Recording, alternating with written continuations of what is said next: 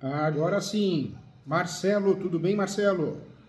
Tudo bom, doutor Júlio? Bem? Como que tá as coisas aí? Muito calor aí? Muita coisa. Vocês estão falando de onde, gente? Guapimirim. Que legal, que legal. A hora que estiver em São Paulo, vem tomar café comigo. Ficarei honrado e feliz aqui. Vocês vão comer bolo de cenoura aqui, tá bom? Beleza, isso aí. Ótimo. Ó, feliz ano novo, muita paz, muita saúde pra vocês, viu? Que seja um ano...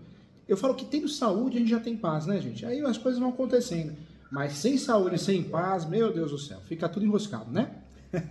Sim, aí esse é o problema. O resto não. Feliz ano novo pra vocês. Vocês ganharam mais que o professor, ganharam um amigo aqui, tá? Tô sempre aqui pra ajudar. Sim, igualmente, doutor. E essa cadeira bonita? Essa cadeira parece que é confortável aí, hein? Olha só. Já vê que a cadeira é boa, viu? Fique à vontade, gente. Sou muito brincalhão. Eu tenho que pentelhar, senão não tem, né? Senão passa batido não pode, né? Tem que sorrir, né? Tem, com certeza, com certeza.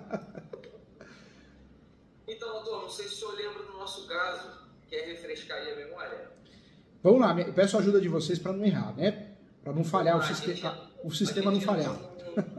Isso, a gente abriu uma imobiliária dentro de um imóvel que era um imóvel, uma posse, um imóvel que não tinha matrícula em um lugar, uma sobra de uma fazenda. A gente entrou, na verdade, primeiramente, com a ajuda de um dono de um loteamento que na verdade fica em frente a esse escritório, beleza? Quando a gente entrou no imóvel, o vizinho lateral veio nos informar que o imóvel era dele e que ele cuidava.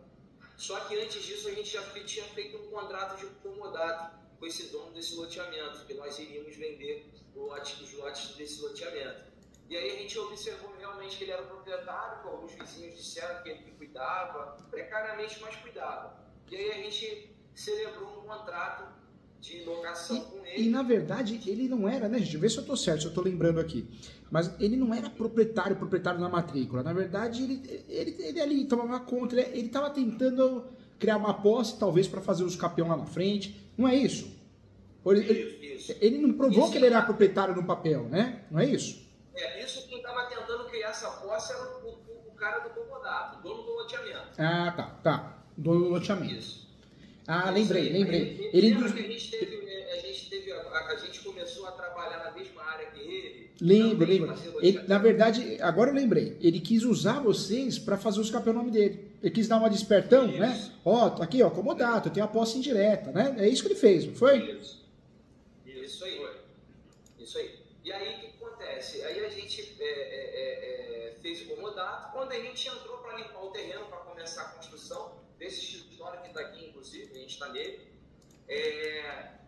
apareceu o vizinho e falou, não, eu que sou proprietário, só que ele comprovou realmente que a vizinha do lado falou, olha, quem cuida é o vizinho do lado, beleza. Ele que cuida, beleza, ela reconhece ele como posseiro, fizemos um contrato de locação com ele, ele nos deu 2 a 3 meses de carência para fazer algumas obras, por enquanto estava tudo de boa, fizemos um contrato de locação com ele, esse contrato de locação depois de alguns anos ele venceu e virou uma venda, nós compramos o imóvel aqui, porque dentro do certame ali, a gente entrou nesse acordo com ele, né? De fazer a compra futuramente do contrato. Acabou dando certo, né, gente? Hoje vocês conseguiram, né, fazer negócio, né? Isso, exatamente. E aí, a gente comprou o terreno e tudo mais. Só que esse dono desse loteamento, que lá atrás a gente tinha feito o comodato com ele, depois que a gente começou a trabalhar no meio do ramo que ele, vendendo lotes também, ele lembrou desse contrato que ele tinha de gaveta com a gente e tentou usar esse contrato aí para intimidar a gente e retirar a gente do imóvel, dizendo que ele era o verdadeiro proprietário. O senhor lembra dessa... Lembrei sim. Aí a gente fez o uso capião, só que não está conseguindo fazer o registro. Nós fizemos um uso capião extrajudicial. Fez o extrajudicial. O extrajudicial, o que acontece? No extrajudicial, como ele nos notificou, o cartório aqui por ser ofício único, precisou citar ele também. dizer o seguinte, olha, tem um uso capião em trâmite aqui, entendeu? Tá. Tem um uso capião em trâmite. E também teve que, de qualquer forma, ter que notificar ele, porque no RGI geral da área, tem, por a fazenda ser muito grande, ela vendeu vários pedaços. Então, ali no RGI tem várias pessoas que comprou um pedacinho dessa área, entendeu? Aí, todas as pessoas que estavam na matrícula foram notificadas. Inclusive, ele era uma das pessoas que comprou também, entendeu? Entendi. Um pedaço da matrícula. Um pedaço então, da matrícula. como na notificação fala que tem que notificar todo mundo que tem que estar na matrícula, ele era uma das pessoas que está na matrícula também. Agora, hoje, a situação, vocês estão no imóvel, né? Vocês estão falando do imóvel ou não? Isso. Estão falando do imóvel. Dentro do imóvel. E como está a situação hoje? Litigiosa, não? Hoje ele já tentou notificar a gente uma vez, conseguiu fazer uma notificação. Conseguiu. Extrajudicial, né?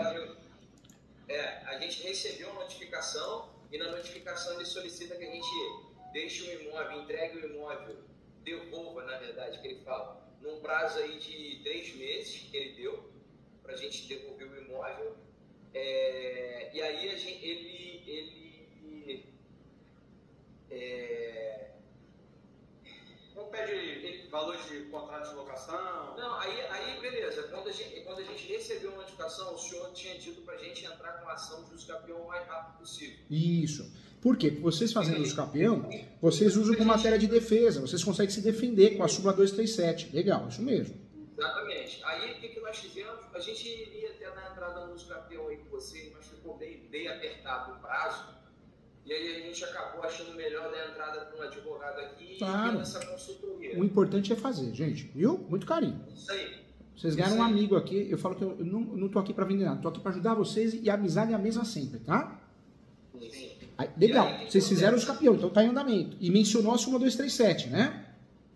Então, esse advogado achou melhor não citar a súmula 237 no início, porque eles não entraram com uma ação, e sim só com a notificação. Eles não entraram com a integração de posse. Não, mas tem que mencionar por quê.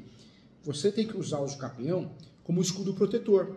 A hora que vir a bomba, o escudo protetor está aqui. Se eu não uso a súmula 237, eu vou alegar quando? Depois que já entraram com uma ação, aí eu perdi o feeling, né, da súmula 237 como matéria de defesa, seja no próprio uso capião ou numa contestação que eu vou fazer contra uma ação, entendeu? Agora, por que acontece? Esse advogado ele ficou esperando eles entrarem com a reintegração de posse. Para depois fazer o uso capião? Não, ele acha que agora, depois da gente ter entrado no uso capião, pode só ser que ele entre com a reintegração de posse. Tá. E aí isso que a gente está em dúvida no Júlio. A gente sabe, eu não sei, mas eu acredito que dê para a gente mudar a petição inicial e fazer algumas alterações da petição inicial. Por isso eu sempre falo, né? A petição inicial, hoje em dia as coisas mudaram. O judiciário sempre foi ruim no Brasil. Outros países também, mas no Brasil mais ainda. Como o judiciário está muito ruim, tem muita corrupção, tem muito juiz que não vai no fórum, tem muito pouco caso, um conhece o outro. Então, o que o advogado, eu falo para os meus alunos, nos meus livros eu falo isso. Você tem que fazer uma peça, seja qual for, ainda mais de uso capião, blindando o que pode acontecer no futuro. Então, o ideal é você abrir uma preliminar e trabalhar pedindo uma audiência de instrução e julgamento. Por quê? Porque você consegue, nessa audiência, levar testemunha. Se o juiz não marcar, que normalmente não marca, outro ponto importante, positivo, você consegue ter a tese recursal para o recurso especial. O ideal nesse uso capião de vocês é pedir a averbação premonitória. O que é a averbação premonitória? Vai constar na matrícula do imóvel que existe uma ação de uso capião em andamento, gera publicidade, para vocês é maravilhoso. Outro ponto também, esse uso capião já pode criar o pré-questionamento, já fica pré-questionado para efeitos de recurso especial e extraordinário, ou seja, já fica pré-questionado para Brasília, se precisar chegar em 3º grau. Então, é um uso capião, quando existe um litígio, uma iminência de litígio, que ele tem que ser estratégico. Não é só fazer a peça, copia e cola, mas trazer situações importantes para você conseguir blindar. E, inclusive, Quer dar uma olhada na pizza?